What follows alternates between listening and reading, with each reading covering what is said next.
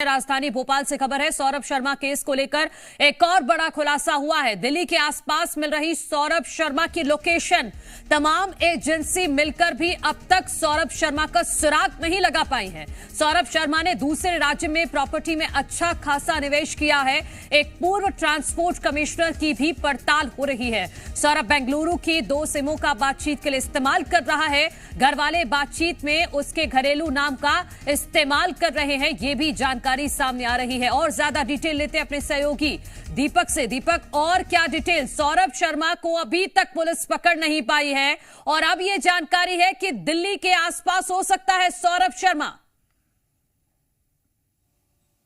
जी, बता दें कि लगातार यही कयास लगाए जा रहे थे कि उसका सौरभ शर्मा विदेश में या देश में, पर अब यह कंफर्म हो गया क्योंकि जो लुकआउट नोटिस जो सर्कुलर जारी किया गया था उसमें उसका विदेश जाने का कोई भी हवाला सामने नहीं आया है। और लगातार जब उनकी मां से बात भी हुई थी तो उन्होंने ये बात भी बताई थी उनकी मां ने कि सौरभ शर्मा हमारे आसपास ही है, हमने उसे छुपा कर रखा है, अगर उसकी जान को खतरा नहीं होगा तो जनता के सामने लाएंगे। अब ये कयास लगाने जा रहे हैं कि अब वह हो सकता है कि दिल्ली में रहा है, क्योंकि यदि सौरभ शर्मा की बात करें तो अलग अलग हिस्सों में देश भर के उसने निवेश किया है और उसकी भी सब जो रिकॉर्ड है वो खंगाले जा रहे हैं। जैसे जैसे इस पूरे मामले में आगे कार्रवाई चल रही है वैसे वैसे सब खुलासे हो रहे हैं। पर यह सबसे बड़ी बात है कि 1 महीने से अधिक का समय हो चुका है और सौरभ शर्मा अभी तक किसी के भी हाथ नहीं लगा है। तो इस पूरे मामले में अब यह देखना होगा कि कब तक सौरभ शर्मा जांच एजेंसियों के हाथ लगता है और कितने आगे खुलासे होते हैं। फिलहाल यह बताया जा रहा है कि उसका लोकेशन जो है दिल्ली के आसपास का है, वो जहां अपनी पत्नी के साथ रह रहा है और लगातार